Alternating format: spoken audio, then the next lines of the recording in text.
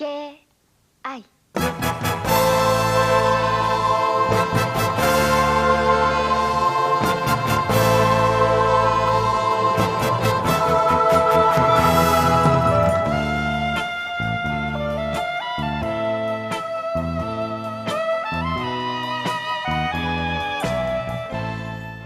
Japanese holdouts. These men refused to surrender even after the culmination of World War II. For example, there was the case of two Japanese soldiers who spent 16 years hiding in the jungles of Guam. These two lasted until 1961 and returned home to write a book about it called The Emperor's Last Soldiers. By the way, this was a misnomer because holdouts were still being found during the 1980s.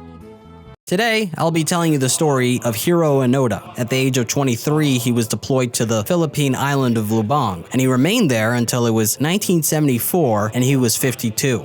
There, he engaged in guerrilla warfare against the local Filipinos who he thought were aiding the Allied forces in an effort to capture him. Every night he wrote a field report with the belief that his notes would one day be useful in the event that the Japanese army finally decided to launch its counterattack.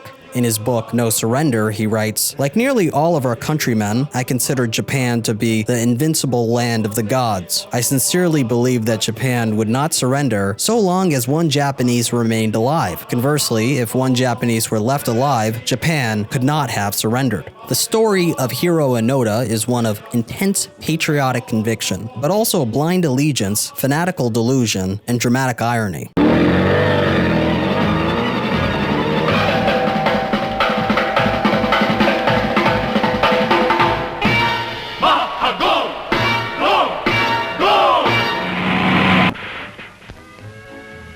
Another group of happy patriots, this time in Japan. Not geisha girls, but workers in a cotton factory. Instead of milk or coffee at 11, they have physical jerks. And it's also a grand opportunity for a bit of flag wagging. Hiroo Onoda was born in 1922. As a boy, he enjoyed practicing kendo at his after-school club. By the age of 17, he was hired by a trading company that specialized in lacquerware, stating that he only took the job because it allowed him to visit China. Quote, "China was so big that there was bound to be plenty of opportunity there. I was 17 and did not want to live off of my parents any longer." By May of 1942, Onoda was called in for an army physical, which he was quite surprised to learn that he passed with flying colors. After only a couple of years in China, he had already picked up a nasty habit of 50 cigarettes a day, as well as a fondness for all-night mahjong and dance halls. Upon passing his physical, he was inducted into the 61st Infantry Regiment in Wakayama. After his conscription, he quickly left China and moved back to Japan. There, he began training himself into peak physical condition by following a fitness routine that consisted of days swimming in the ocean and evenings practicing kendo in the gym. His regiment paid off and made him an exceptional standout during his basic training. Soon he was transferred into a preliminary officers training unit known as the Devil's Kurume, a hellish training camp run by Japan's toughest officers. There he learned what it means to be a soldier. It taught him what he describes as spiritual discipline. After his training, he became an apprentice officer. Although it was customary for newer officers to return to their former units, Onoda was not sent back to China. Instead, he and 230 other elites were selected to attend additional training at the Fudamata branch of the Nakano Military School. There he received training in guerrilla warfare and intelligence gathering.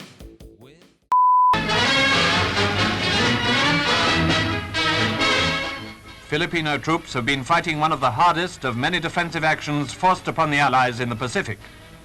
With their American comrades, they have fought extremely well under the leadership of General MacArthur, although in the early stages it has been a losing battle.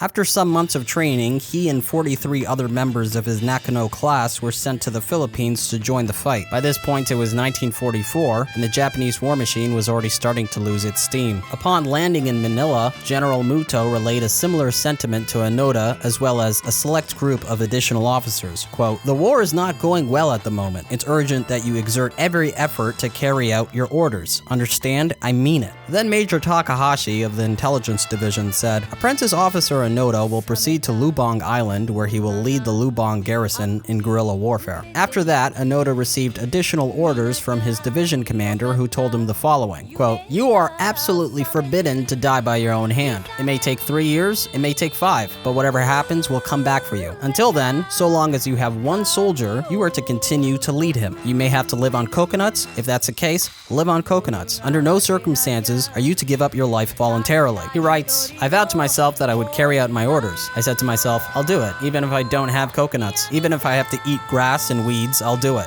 By December 26th of 1944, he was stationed on Lubang to carry out the destruction of an Allied airstrip and pier. But his attempts at sabotage were met with resistance, not from the Americans, but rather from his superior officers on the island. They held up his mission by telling him that, "If you blow it up now, we won't be able to use it when we recover control of the air." Onoda recalls thinking, "No matter how I tried, I could convince no one of the necessity for guerrilla warfare. It was frustrating in the extreme."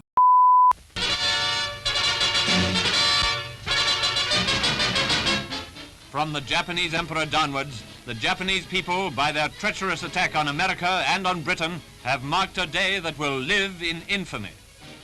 Japan is a strong power that's got to be broken. That's the business in hand now. She has a big fleet whose fighting quality still remains to be tested. A big fleet which certainly will be put to the test. By February 28th of 1945, the Americans landed on the island, and with that, Onoda had failed his mission. The American naval ships began with a bombardment. Onoda remembers ear-splitting shots, thunderous explosions, shells from land motors raining down on his encampment, enemy planes from above unloading parachute bombs. Then the troops landed, a battalion of Marines shielded by 4 tanks. Onoda writes, "I decided on a retreat. If we dug in and made a stand where we were, we did not have the remotest chance of winning. I figured that the only chance left was to go up into the mountains and carry on a guerrilla campaign."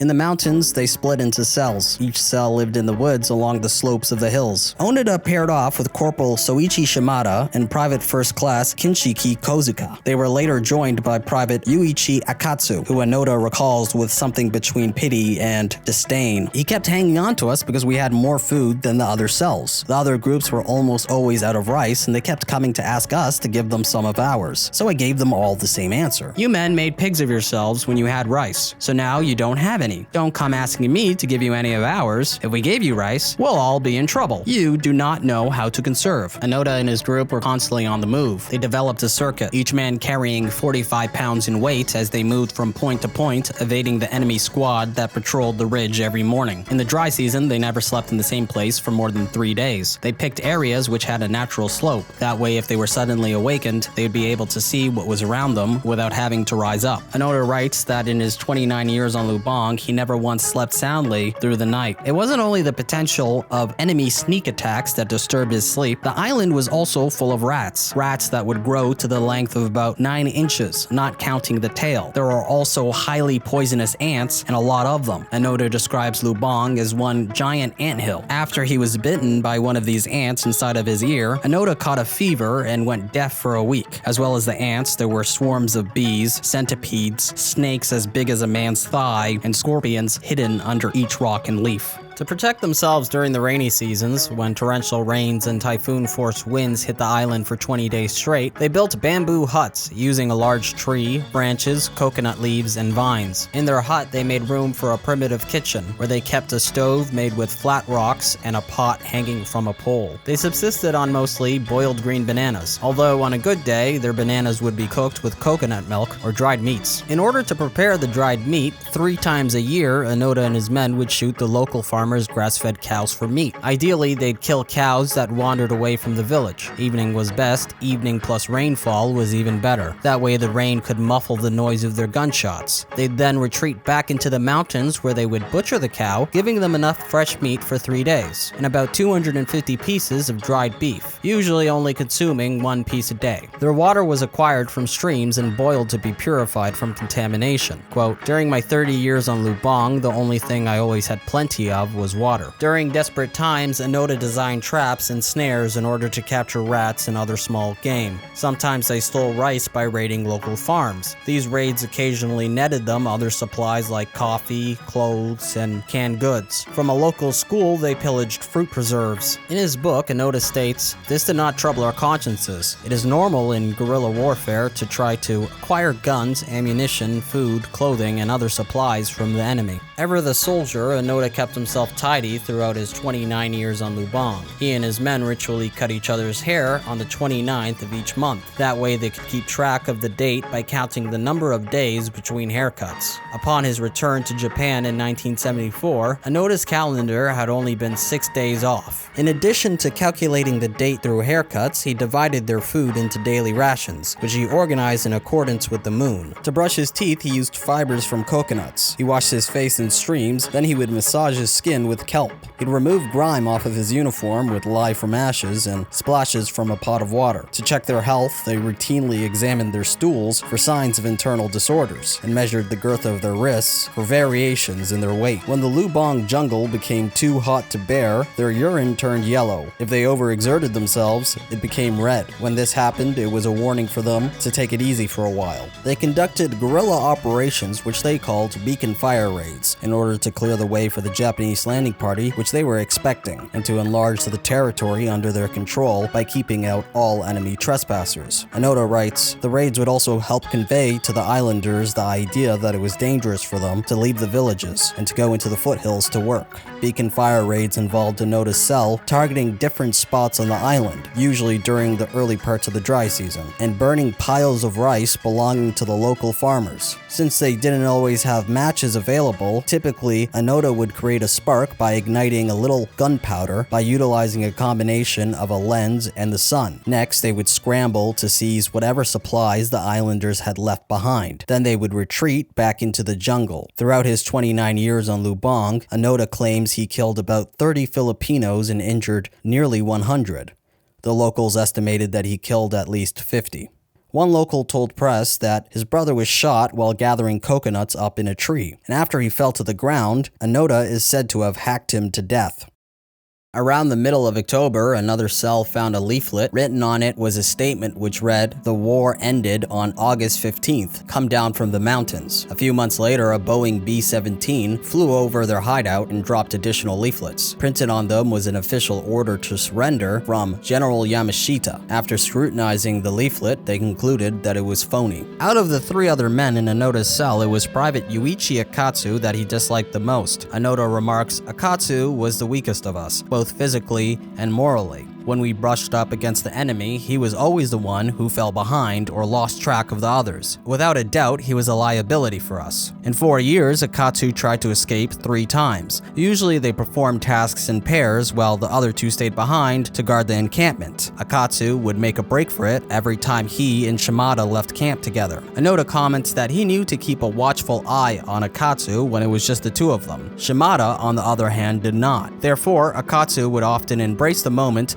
and slip away. In any event, Shimada was most often the one to find him and bring him back with ease. During his youth, Shimada was regularly sent into the mountains to burn charcoal for months at a time. This taught him to fend for himself. Hence, Shimada had a natural affinity for the hills of Lubang. Likewise, Onoda and Kazuka both grew up on farms, so they fared much better than Private Akatsu, who was a city boy and would get lost in the jungle every time he tried to escape. Akatsu finally managed to abscond by September of 1949. This time, when Shimada went looking for him, Onoda told him not to bother as it would be a wasted effort. Onoda adds, "I did this with the knowledge that Akatsu would tell the enemy everything he knew about our group." After his escape, Akatsu spent 6 months lost in the jungle until he was finally able to find locals and surrender. 4 months later, they found a note in Akatsu's hand which read, "When I surrendered, the Philippine troops greeted me as a friend." Soon afterwards, the men spotted search planes circling the sky. Following that, they heard someone yelling in Japanese through a loudspeaker saying, "You have 72 hours to surrender. In the event that you do not surrender, we will have no alternative but to send a task force after you." Although the voice spoke in fluent Japanese, they had doubts that it belonged to a Japanese national because of the speaker's choice of words. Onoda writes, "Japanese do not speak of 3 days and 72 hours. It impressed us as being a translation from some foreign tongue. For them to ask us in strange-sounding Japanese to surrender was still more proof that the war had not ended." 3 days later, they spotted a search party of about 5 or 6 Filipino soldiers about 150 yards away on the road below. The soldiers were being led by a man carrying a loudspeaker. Onoda and his men then decided that the man holding the loudspeaker was Akatsu and that he was now working for the Allied forces. Luckily, Onoda assumed that Akatsu would one day successfully escape and tell the enemy everything he knew, so he decided to keep secrets from him early on. Secrets pertaining to the whereabouts of their ammunition cache, as well as plans and strategies for their future movements, topics which he discussed with Kozuka and Shimada exclusively. Onoda writes that, "After Akatsu surrendered, we were able to take a more positive course of action. We speeded up the trips around our circuit of campsites, which we began to regard as inspection tours for the area under our occupation. When we encountered the enemy, we fired without hesitation. After all, the enemy must have learned from Akatsu when and where they could expect to find us. We considered people dressed as islanders to be enemy troops in disguise or enemy spies. The proof that they were was that whenever we fired on one of them, a search party arrived shortly afterward." By February of 1952, they spotted a light aircraft from the Philippine Air Force circling over the island. Then they heard a loudspeaker calling their names from the plane. Moments later, the airplane dropped leaflets and flew off. Among the leaflets were letters from their families. Onoda's brother, Toshio, a former medical officer in the army, had written them to say that the war had ended and that their parents and siblings were in good health. Kozuka and Shimada also received letters as well as photographs. There was a photo of Shimada's wife and 2 children, which seemed genuine, but he remained doubtful of its authenticity. This was because, although the photo was supposed to be only of his immediate family, there was also a man present who Shimada only recognized as a relative. Therefore, he decided that it was just another enemy hoax. About a month later, they heard another loudspeaker. This time, it was from a journalist named Yutaka Tsuji of the Asahi newspaper. His voice projected through the loudspeaker. He announced that he was staying at the Manila Hotel and he had come to Lubang to interview them. Onoda recollects that Tsuji kept repeating that he was Japanese and sang something that sounded like a Japanese war song. Nevertheless, they ignored what they thought was just another enemy trick and chose to move camp elsewhere. By June of 1953, Shimada was shot in the leg. This happened after they fired rounds at fishermen standing on the beach below their hiding place in the hills. The fishermen mostly fled except for one man who seized a gun and dashed behind a boulder for cover. Onoda led his cell as they approached the fishermen from the rear, but failed to notice that another fisherman had already returned with a gun. Expecting the Japanese soldiers to still be in the hills, their sudden appearance on the beach surprised him. After a startled pause, the fisherman proceeded to fire shots at Onoda and his men while scurrying away from the scene. Then Shimada was hit by a carbine bullet which went slantwise through his right knee. Onoda quickly tore off a piece of his loincloth and wrapped it into a tourniquet around Shimada's injury. Once they returned to camp, he sealed the wound with cow fat and made a splint from Shimada's knee to his ankle. They kept the wound clean during the following days, but Shimada's condition worsened. Soon he couldn't move. For 40 days, Onoda and Kozuka nursed Shimada, needing to take care of everything for him, even his waist. In spite of their best efforts, Shimada needed real medical attention, and he wasn't getting any camped out in the jungles of Lubang. As a consequence, his knee never really recovered, and he stayed crippled for his remaining days. Onoda reflects on how Shimada transformed into a shadow of his formerly gregarious self after his injury. Quote, "Shimada lacked the vitality he had had before. In the evening, he sat looking at the picture of his wife and children that had been dropped with the leaflets. He talked to himself a good deal now. Not many days later, I found him staring blankly at the photograph. I heard him say quietly, 10 years. 10 whole years." On May 7th of 1954, Shimada was killed. It happened a half a mile away from the beach that he had been wounded in the leg. Onoda writes, "A man who looked like an islander was climbing down into the valley, only about 25 yards away. I fired 2 quick shots, and the man screamed and threw himself behind a rock. I fell to the ground, Kozuka hid behind a large tree trunk, about 3 yards away, and we prepared to fire another round. But Shimada continued to stand by a tree some yards away. His gun was aimed, but he had not fired. Then a shot rang out in the valley, and Shimada fell forward head first. He did not move. He was killed instantly. The enemy was not in the valley, as I had thought, but on the slope across the river. That meant Kozuka and I were exposed, so we scrambled up the bank behind us. We held onto our guns, but left everything else behind. Tools, ammunition pack, bolo knives, everything. According to a newspaper that a later search party left behind, Shimada was hit between the eyebrows. The newspaper also said that what we had taken for as a search party was a Philippine Army mountain unit practicing for attacks on the Hucks. About 10 days after Shimada died, a Philippine Air Force plane passed over us several times. It dropped leaflets, and from it, someone with a loudspeaker kept saying, "Onoda, Kozuka, the war has ended." This infuriated us. We wanted to scream out to the obnoxious Americans to stop threatening and cajoling us. We wanted to tell them that if they did not stop treating us like scared rabbits, we would get back at them someday, one way or another. The perils of gas attack are taken seriously in Japan, and Tokyo stages an air defense parade in which everybody thinks it's natural for the young to take part. The Girl Scouts are learning to wear their gas masks instead of powder on their noses, in case they are called upon to act as VADs. With her teeming cities, Japan fears that she would make too good a target for gas bombardment from the skies. So it's nose bags for all, even the dogs.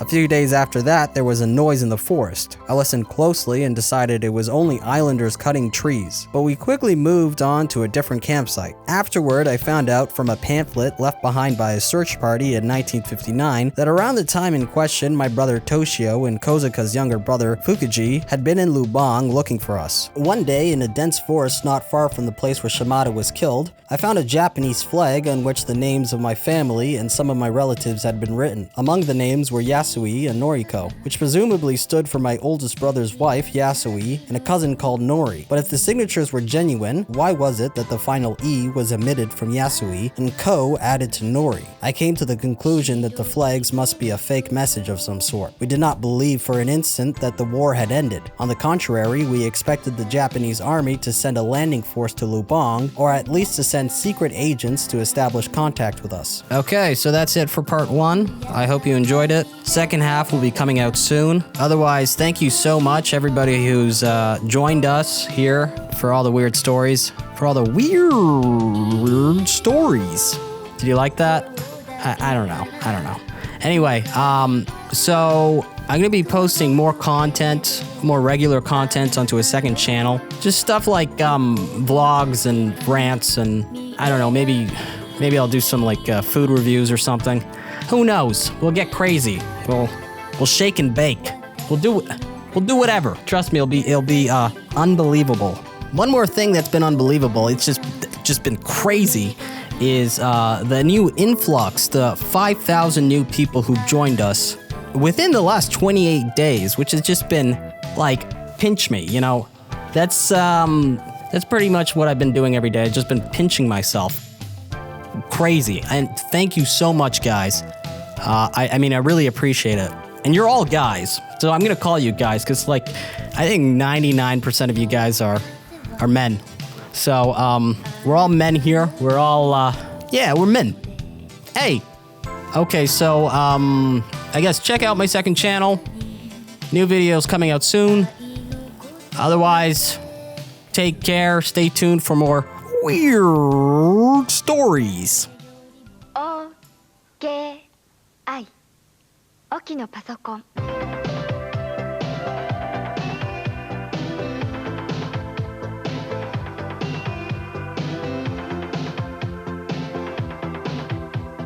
仕事が早い、仕事ができる、マルチに使える32ビット。